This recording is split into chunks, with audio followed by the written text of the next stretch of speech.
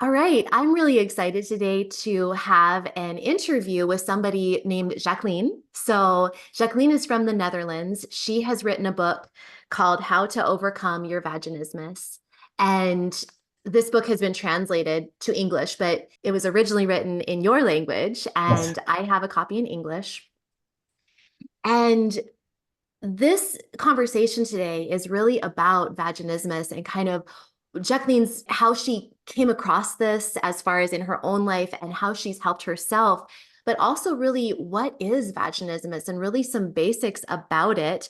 We're going to have a really great conversation. So if anyone watching is dealing with pelvic pain, painful sex, tightness in the vagina that especially impacts sex or tampon insertion, etc., please watch this because I know I can say from reading this book that you, Jacqueline, have some really wonderful, specific, and detailed real life information that can help people. You know how to say things in a way that's simple and easy to understand that I really appreciate. So, can you share a little bit more about kind of your journey, why you even came across this topic, and why you wrote your book? Yes. Um, Always really nice to hear how you talk about my book. Yeah. I am Jacqueline from the Bilt, and I come from the Netherlands. And when I was 15 years old, I could not have insert a tampon, but at that time, I didn't notice this very much. So after a few years, I tried to have intercourse, and it didn't succeed. I had no idea. I thought it was something wrong with my vagina. It felt like it was closed, that nothing can get in. And then I went to the doctor and they made the diagnose vaginismus. And I never heard from it again. I never heard from any other friend of mine.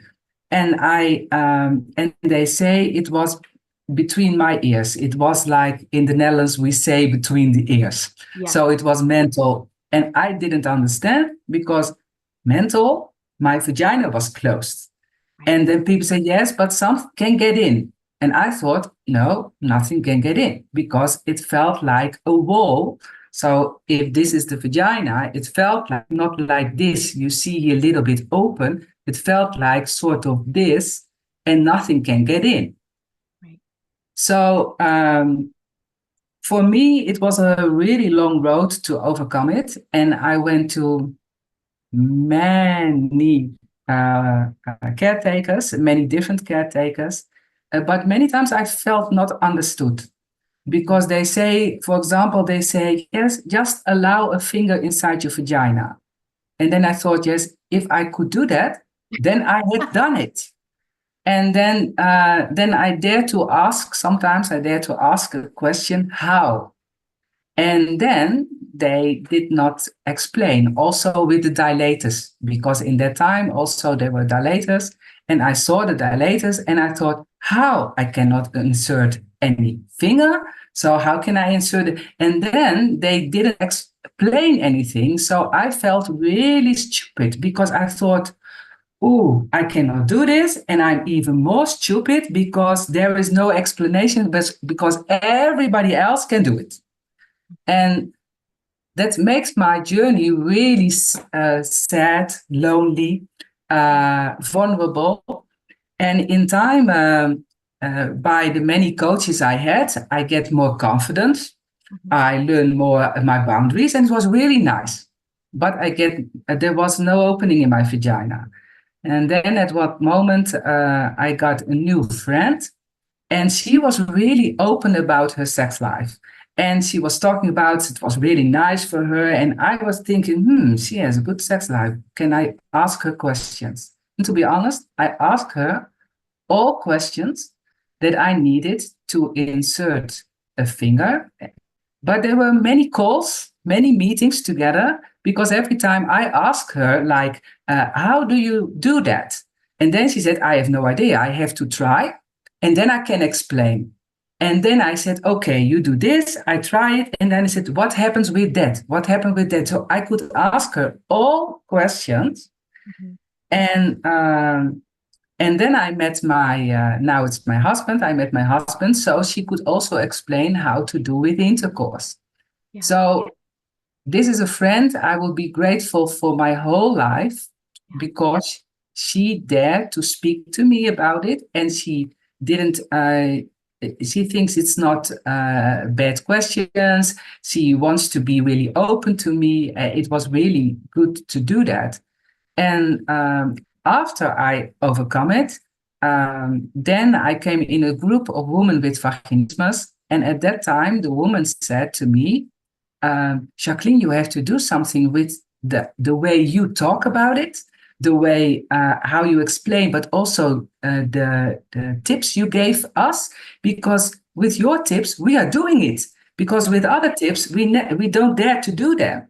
And then I thought, okay, I'm going to do it. And I started 17 years ago in the Netherlands. I started coaching, and I went in the media because I thought if I do it good. So in the Netherlands, I am famous. I will not say famous, but I was in many programs talking about my own story and what I do as a coach. And then I thought, not enough people and not enough women come to me for coaching because they still not there to come. So I wrote my book, and after I wrote my book, many more clients come, and then I translated. But not me; some translator did it in English, and then many people from all over the world are come to me. Yeah. So it's really it's sort of my mission. Like nobody, I wish that nobody has the same difficult, lonely road that I had. And if I can do only a big, small part, then I will be really happy. Yeah, I Yeah. really love that. And I want to highlight how a couple of things come up. That lonely road that you mentioned is something a lot of my clients have mentioned Yeah. too. And that feeling of being really dismissed Yeah. by your first healthcare providers that you saw. Yes. It sounds to me like you felt dismissed, kind of like, oh, it's just between your ears, it's just Yeah. in your head. Yeah. And I do want to touch on that though, because I don't want anyone to be confused, because I speak a lot in my work about the mental and emotional work of pelvic health. So I Yeah. do want to say that there is a Yeah. component of mental and emotional contribution to the physical issue, but there's still a physical issue. There's both, and often what starts out as Yeah. physical, structural tightness, nothing gets in there, can actually become exacerbated or increased by the stress and the anxiety and the fear of and the pain of the whole thing, which then makes this tighter, which Yeah. makes this more stressed, which makes this Yeah. tighter. It's like a loop. And Yeah. so often what starts out as physical can become emotional, which becomes physical and emotional, or the other way around. So it's both, but I think it's really a shame when certain healthcare providers, doctors, et cetera, just brush you off by saying it's only in your head, Yeah. Yeah. or And saying, it's yeah. just an exercise, or it's just a tightness issue and you just need to do a couple of stretches. Because usually it's a whole person issue. You need both. You need to work on the body and the Yeah. mind. And I Yeah. Yeah. know you Yeah. teach that in the work that you do. Yeah. Yeah. Yeah. Yeah. So At that time, no, if somebody would explain to me that, yes, it is in my head, and that is because in my head, just what you said, the tightness of the vagina muscles or the pelvic floor muscles uh, it became more tight, then I could understand. But I just say it's between your eggs, right. between your ears. So that is because yes, there is a physical component, and yes, there is a lot of mental things that is becoming. That's because of the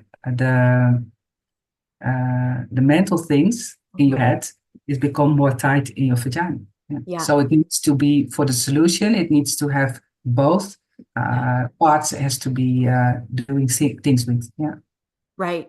Yeah. And that brings me to thinking about the arousal phases because really that mind body connection is so tied into arousal, which is really important in the treatment of vaginismus, even if Yeah. it's not about having sex, even if somebody's not in a partnered relationship, or maybe they don't want to have sex. But Yeah. even so, if you want to treat and help your vaginismus, arousal is actually very important. And I thought maybe we could talk about that right now and talk about arousal and maybe arousal phases in women and men and kind of the difference. Are you able to share with that right now and how that can be helpful in the Yeah, treatment of vaginismus? yeah, if you see like with the men, you see that, uh, of course, it's not all the men, because also men have problems with getting an erection. And so it's not all the men, but in general, uh, uh, the man gets more aroused much more quicker than the woman. And how you can see it is the penis is erected, maybe a little bit more and on full strength. Yeah. You can see it. Hmm. And then with us, with the women, it takes much more time to get aroused. And of course, if there is, sometimes you get more quicker aroused, but many times it takes more time. And I think that the problem with the woman is to know how, because of course, if you go with your legs open, or if you are really wet, maybe in your inner thighs, you can feel the wetness. But otherwise, you really have to feel how aroused you are. Who is doing that as a woman? Almost nobody. So Hmm. I think that the arousal of a woman is so important, because during the phases of arousal, the vagina opening gets more smooth, Hmm. more wet, and even longer, because the womb gets a little bit into the body. So it gets longer, so it gets ready. The Hmm. same as with the penis, but the time limit is different. Yeah. And what I noticed is that, especially with women with painful intercourse, that they take not enough time to get aroused. Right.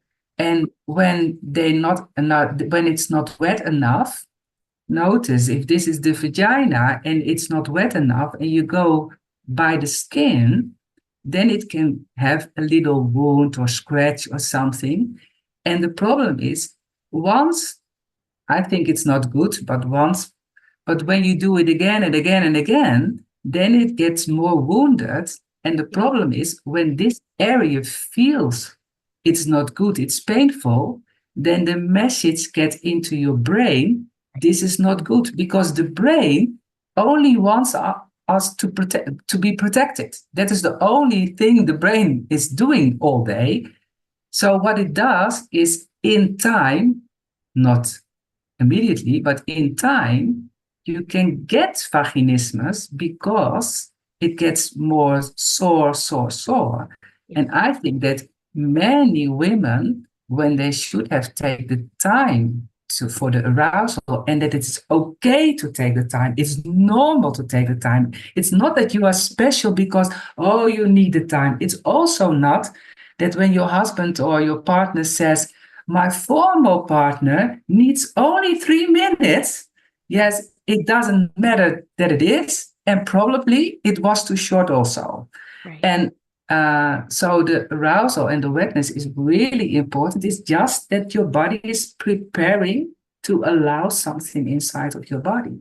Yeah. Um, and for me, the difference between vaginismus and painful intercourse, that is how I explain it, is that with vaginismus, many women experience when you have the finger on the vagina opening, or the penis, if they do that like that, then they feel like a sort of a wall. And Hmm. of course, when they push, it hurts. But Yeah. by start, it's feeling like a wall. And with painful intercourse, it's the moment you touch the skin, then it's already hurting, sometimes on one spot or sometimes around. And then when you look, sometimes you can see the spots, and you can see, or you can see the redness in that area. And I always explain that is the difference. Hmm. So that And is how I. do you have any statistics or figures on how often this happens or how Yes. often people experience vaginismus? Yeah, they did some studies in the Netherlands a few years ago, so it's still actual. It is like below 25, 1 out of 2 women have occasionally, regularly, or always pain during sex. Yeah. So pain during intercourse. Sex is not intercourse. Pain during intercourse. And above it, it's about 1 out of 10. Okay. And 1 out of between 10 and 20 has vaginismus. So Okay. a lot of women. Yeah. But Yeah. do you talk? Yeah, you and I, we talk with Mhm. them, but almost nobody is talking about it. And Yeah. I think that the figure of women with painful sex, I think that almost all women at least experience once painful sex and allow, okay, my partner is inside of me now. It's not so nice, but he's almost coming, so I Mhm. can allow it. And then I say to them, do you think that there is one man who do the other side, that when he has pain on his penis and you want that he will allow it with pain? Yeah.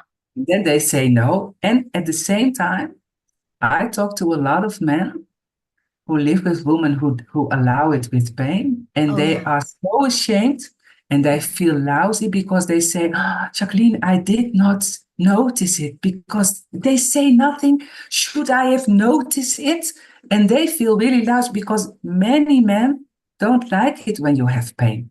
So Right. you don't have to do it with pain because you think your man wants it. No, if you have a good man or a good partner, then they don't want you to be in pain. Right. Yeah. Right. Yeah, and I mean, I think it's true, like the media too, media, movies, etc. It's Yeah. like it's always portrayed as both partners want it equally, are loving it equally, and Yeah. they come at the same time, you Exactly. know. Yeah. But and so I think a lot of women feel that that's what they have to do is perform in that way, even if it hurts, even if it's painful. They feel they have to perform to make it that way. Yeah. What do you think about that kind of the expectations that women have from Yeah. media? I think that that is really difficult, and that is why many women who come with me, they say yes, but everybody does it, and with everybody it goes smoothly. And then I say, why do you think that in almost all women's magazines there is a topic about sexuality? Do you think that there will be a topic in every magazine about sexuality if everybody have a great sex life? No, Right, they don't do that. right, But many women think, yes, but I have to come in 10 minutes, or I have to right, come in 5 minutes or 3 minutes because my friend says I do it in 3 minutes. 20 minutes. It takes me 20 minutes. And I always say the general is 20 minutes with good touch. So not like everywhere, good touch. yeah, And so then the woman said, oh, but then I am normal. Yes, you are right, normal. Because some people take 30 minutes, some people take 3 minutes. It's not like you're not good enough. And right, I think that the media is doing making it really difficult for men and women because also the men think they have to perform incredibly good. yeah. But sometimes sex is also a bit clumsy. Oh, Uh, yeah, and, uh, and it's also laughing together and laying on each other's hair because it's too long. It's not it go so the client with me says, yes, Jacqueline, but I want it to go in a flow like this. So get aroused and go that it really was nice, nice, nice, nice, nice, and we come. I said it never goes like that. It always goes like this, and sometimes you both don't come right, because it's not, you don't need to come to have a nice sex life. yeah, It's nice to come, I like it too, but it's not like we have to do this, this, this, this, this. It's not, that is not how it has to be. If you want it, it's okay. If you both want it, it's okay. yeah, But I think that the media is doing like just what you say, quick, everything goes smoothly, come right, together. right. Yeah, Every time. You're right. It sets completely unrealistic expectations yeah, for both yeah, parties. yes, Talking about, hetero heterosexual relationships here for Yeah. both men and women. And of course, homosexual, any type of relationship, there are expectations out there. And Yeah. I really appreciate this conversation right now because it's like you're normalizing that sex can be silly and goofy and messy and not work out. And I just want to raise my hand and say, I mean, this is my work is I Yeah. teach pelvic floor and sexual health and intimate wellness and all of that. And I've had every weird, uncomfortable, awkward, goofy, not working out. They've all happened to me. Yeah. Like I, Yeah. all of the sexual dysfunctions on both sides that anyone could ever think of dealing with, I've experienced, and this is my job. And Yeah. so I just want to normalize all of it. And specifically kind of bringing it back though to vaginismus and that particular issue that women have when again, when the muscles, it feels like a wall. I really like that you Yeah. did that Yeah. example there. It just feels like a wall. Yeah. And that is actually something the first time I ever had sex, I'm going to just be honest here, is I definitely had that feeling. Sex didn't work the first time I attempted when I was younger. It didn't work because it felt that wall. Now, that didn't continue with me. I was lucky in that it didn't continue with me, but I did experience that. And I'm curious to know what are some specific tips that you have? What would you share with my audience to kind of wrap this up a little bit? Tips that you'd share about vaginismus? I think that the first tip I give to be really soft and gentle to yourself. That is Mhm. the first tip. And I think that vaginismus needs a holistic approach. Yeah. So it means that many women don't know a lot about sexuality. So they need education about sexuality because many times they have all kind of obstructive thoughts about penis, vagina, intercourse, and Yeah. it's not, and they think it is like that. But when they share it with me, then and I explain how it really is, then they say, I didn't know it like that. Yeah. Um, then there is the relaxation from your body and also the pelvic floor. But what you are doing in the yoga also, it's your whole body because everything is connected to everything. So the relaxation, it is like I do a really practical part by how to allow, not insert, but allow a penis inside you. And it's not by starting with the penis. It's not by starting with a finger. It is by, if you dare to watch yourself and see how everything is and how everything looks and where the vagina is, because many women don't know where the vagina opening is. It's not stupid, almost all my clients, but to be honest, also many women without vaginismus who talk with me because on an occasion, all male and women know what I do. They ask, yeah, this, and then I said, do you know what your vagina is? Yes, it's this, and you do like this, and they don't know because they don't watch. And so it's not something you have to be embarrassed about. Many women are not familiar with their body. But I think that it is important to maybe slowly, maybe if you don't dare to watch immediately and open your legs, then maybe you just see in the mirror with closed arm and you look at that part. And you do maybe in underwear and you look at the part just in front. And then you sit on the ground and open your legs a little bit with closed arm. And you just do step by step looking so you can see the vagina. And the same is with touching. You don't have to touch immediately your vagina opening. For many women, it's really difficult and they feel ashamed. Sometimes they think it's dirty. I think it's not dirty, but they feel like it because they got messages from when they were a child Yeah. that it was dirty. So if you get messages, it's really important to notice that um, that message can be related to the pelvic floor tension. And so just try to put your hand on the pubic bone. Just put the hand a little bit low, little bit low, above the clothes, and then underwear, and then naked. So you can get familiar really, really easily. Yeah. And Yeah. then I think that the most important is don't do anything with pain. Don't, Yeah. don't do anything with pain. So what It, would you say if something was painful? Would you say that that would be a time just to say something to your yes, partner, or if you're with yourself, just yeah, stop? yes, Yeah. to stop immediately because of what I just said. It gets into your brain and then it's going to protect you. And why should you? It is like a signal from the body. If it's painful, then the body thinks it's not okay. The reason why doesn't matter. Yeah. And it's not that your husband can be or your partner can be great.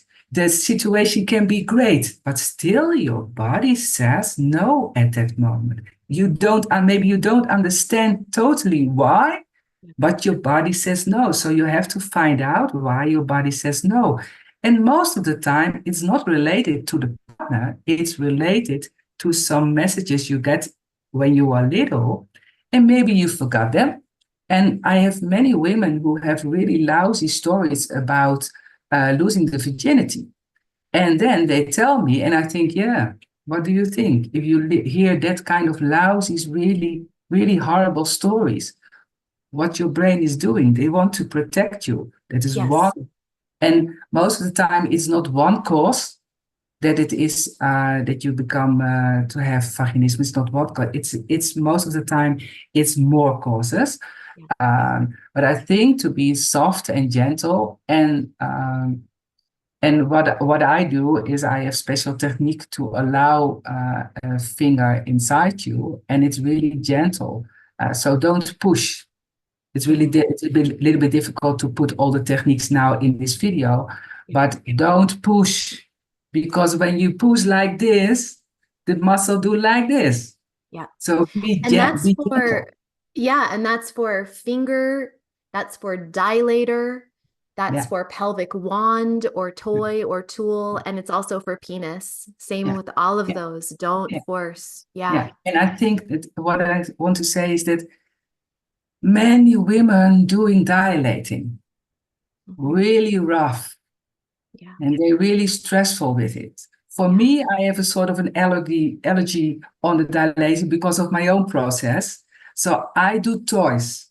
I work with small, but nice, Mhm. playful toys. I think it's a little bit better.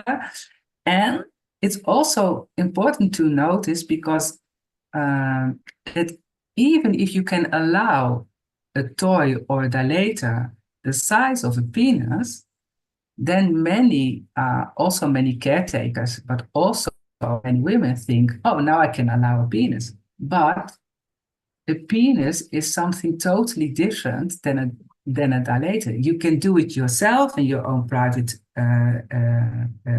in your bedroom or whatever. But with the penis, it's the man, and if you have all kinds of obstructive thoughts about men, intercourse, and whatever, then you'll be really far. You can become really far with the dilation, but Yeah. the penis is a little bit different. It's Yeah. not that there is something wrong with you that it is like that. No, then there is a new thing to investigate what is going on, why it is like this now with the men. And again, many times it's not about the man you are with. It is about the messages you got about men, penis, vagina, or intercourse, or whatever. Mhm. Yes.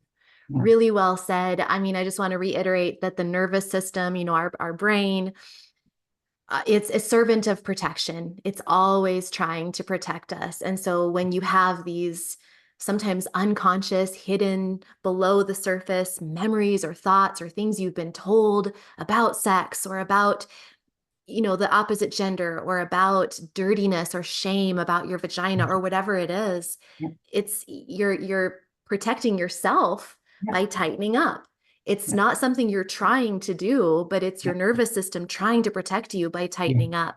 And so because of that, having a really multi-layered approach is very important. And so I want to just kind of like wrap this up by saying that I think anyone watching would benefit so greatly from checking out, Jacqueline's book, How to Overcome Your Vaginismus. And also, I mean, a little personal plug here, I think combining the information, which is really detailed and really specific to vaginismus and really just real life. I mean, you're just telling it like it is. You're giving specific step-by-step guidance, which I really like. But combining it with a program like my Overcome Pelvic Pain program, which is, specific stretches and exercises that's going to relax your whole body and mind and your pelvic muscles specifically. So kind of combining my Overcome Pelvic Pain program and, your book. And of course, seeing a physical therapist in person, if possible, is really, really important. But there is hope. There is help. I mean, both you and I have seen so many women with vaginismus be completely cured. And I don't use that word lightly, but be cured. This can change for the better. You can get over this. So that's what I wanted to say. For anyone watching, there's hope and there's help. And what final tip would you leave people with? I think that I think be soft and gentle to yourself. And now I say it and I think, oh, how would I feel if I heard it so many years ago? But I know to be soft and gentle to all the thoughts you have, to your body, how you treat yourself, and notice you are not alone. You're not the only, you're not stupid, you're not silly, you're not all the things you can feel there are more women like you, and for me, I overcome it, and I had what you can say, the most difficult vaginismus there is. I overcome it. I'm just a normal woman. The only thing is, I can persevere. Is that a good word? Yeah. Yes. Persevere. Yeah. Yes. You keep going. I keep going because I wanted to find the solution. And I think that if you are with a caretaker, if you don't feel safe, find another one. Because to feel safe, to can ask all the questions, even you don't dare to ask, but please ask the questions, because when people ask you your question, then you can answer, and then most of the time you get more relaxed out of it because there is no shame. Because I have so many times clients said to me, yeah, Jacqueline, today I'm going to ask you a question. Nobody asked that question. I feel a little bit ashamed. And then they asked the question, and I said, almost all the women ask me that question. Right. So it's That's not the exact normal. same thing. Yes, I've experienced that too. People saying, I can't believe I'm going to ask you this. This is so weird. I must be so weird. But you're right. So I want, like, anyone listening, if you're with, you said a caretaker, but yes, a care, like a healthcare provider or somebody you're working with, if they don't make you feel safe, then either they just have a terrible bedside manner, or maybe they're not experienced. Yes. Maybe this is the first time maybe they're not comfortable talking about these things, and find someone who is experienced, because both you and I can promise anyone watching, these issues are quite common. They're much more common than anyone dealing with it realizes. You might think you're alone, but you're not. And so if you go to a healthcare provider who's experienced, they will let you know that you are not alone and you are not weird, and you can ask anything. Yes. And if there are any viewers who have a question, especially about vaginismus, have questions, they can always send me a message because you can find me if you put it in the show or whatever. You put it my name or my website, because I have a website also, and they can always send me a question. And I think that the nice thing is that you do such a good work, and it's to combine some things like when I say to my clients, go to your YouTube channel to do that kind of things, because it's not my cup of tea to do that. Yeah. But I think it's really important. Then they can ask me the questions.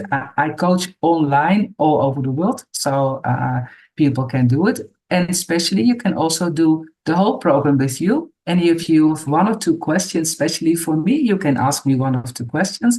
You can also have one session with me and go on with your program. For me, the only thing what is important is that you feel that you and I, or who you're helping, who you get to help from, is let you feel safe. Let you feel Yes. safe. And I Yeah. think that is so important, and that is what people feel with your videos or how you tell everything. And I think that is so important for healing. I agree. For all topics, but especially for this topic. Yeah. Yeah. Yes. For such an intimate topic, you need to Yeah. feel safe with the Yes. person you're working with. Yeah. Yeah. Well, thank you so much. And I will put all of your information in the show notes, the description, and Yeah. we'll provide links. And thank you Yeah. so much for being here. Yeah. I was really happy to do it, and I hope that women who are watching feel a little bit less ashamed, Yeah. get a little Me bit too. hope out of it, because that is what I want. That is Yeah. what I want. Yeah, Me too. and I think that is what we want. Yes. So thanks for this. Thank you. Yeah. Bye. Bye.